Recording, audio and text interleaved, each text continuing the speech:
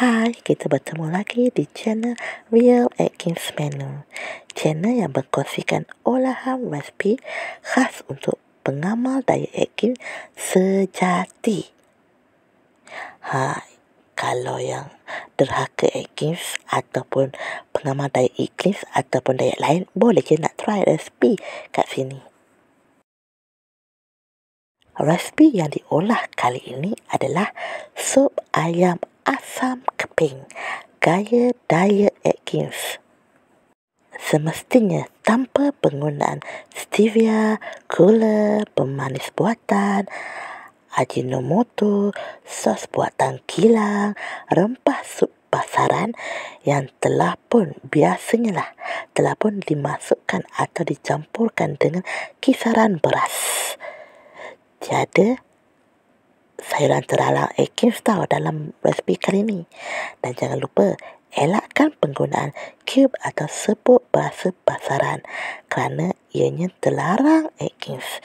Ingat, kesemua ini adalah terlarang untuk pengamal diet Atkins sejati. Untuk sup ayam kali ini, bahan utamanya adalah setengah ekor ayam sekar yang telah dibersihkan dan ditoskan. Kita letak tepi. Dan jangan lupa 3 sudu besar minyak zaitun extra light. Ingat, extra light. Manakala rempah tumisan alami yang kita gunakan untuk resipi kali ini adalah 1 batang kayu manis yang perlu dibasuh, 3 kuntum bunga lawang yang perlu dibasuhkan juga, 11 biji bunga cengkeh kita basuhkan juga tahu, serta 11 biji buah pelaga. Ini pun perlu dibasuhkan. Ingat, kesemuanya selepas dibasuhkan perlulah ditoskan. Okey, sekarang jom kita buat kisaran tumisan, di mana kita mengisarkan 5 biji bawang kecil yang dikupas kulitnya dan dibasuh, 11 ulas bawang putih yang dikupas kulitnya dan dibasuh. Ingat, kisar sehingga benar-benar halus. Manakala berasa untuk sup kita kali ini adalah 3 keping asam keping yang perlu dibasuhkan juga,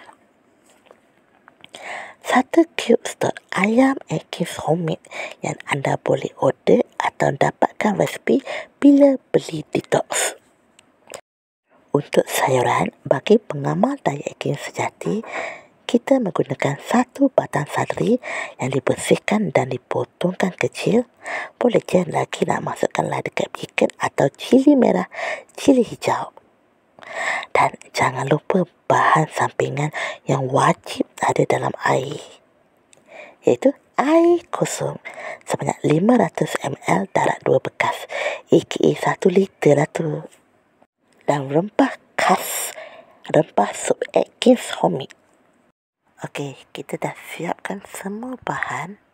Jadi, jom kita masak. Okey, seperti biasa, cuci kuali, lap, toskan dan letak di atas dapur dan panaskan kuali. Ingat, panaskan sehingga benar-benar panas sebelum masuk atau tuangkan minyak zaitun extra light.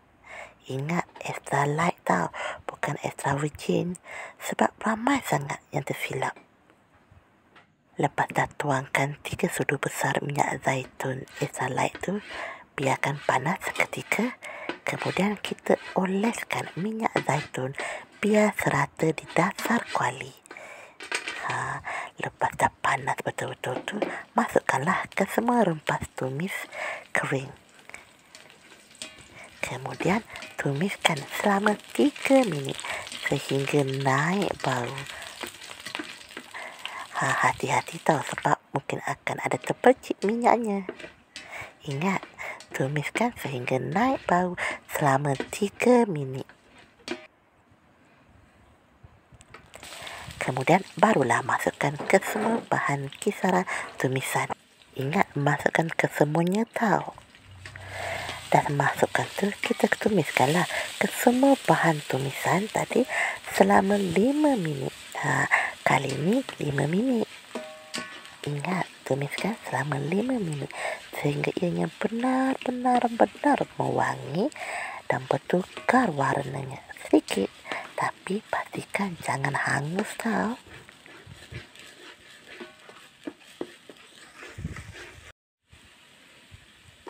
Selepas 5 minit, barulah kita masukkan asam keping satu persatu.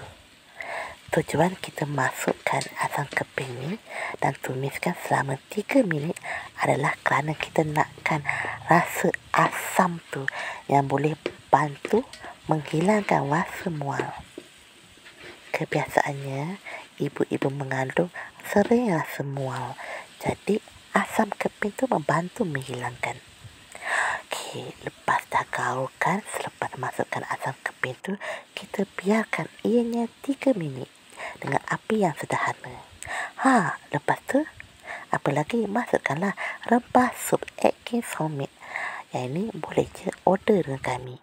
Ingat, elakkan rempah tumis ataupun rempah sup yang dijual di pasaran kerana telah pun dicampurkan dengan kisaran beras. Lepas dah masukkan rempah sup tu, kita tumiskan lagi sekali dengan 3 hingga 5 minit. Saya sengaja menumis sekali lagi rempah sup dengan bahan kisaran sebab saya nak bangkitkan rasa sup tu supaya lebih umami. Okey, dah lepas rempah tu ditumis, masukkanlah ke semua ketelan-ketelan ayam yang telah kita bersihkan dan tuskan dan gaul sebati. Ingat, kita gaul sebati supaya ke semua bes sup yang ada dalam kuali tadi menyeliputi ketelan-ketelan ayam yang kita masukkan.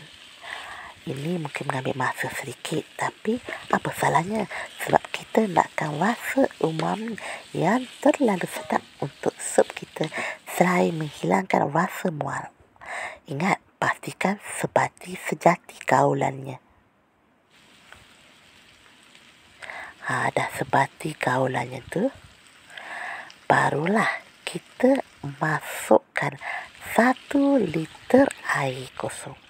Tapi saya gunakan 1 liter ni bukan air kosong semata-mata, air kisaran, di mana bekas pengisar tu saya tuangkan air 1 liter dan saya kisarkan.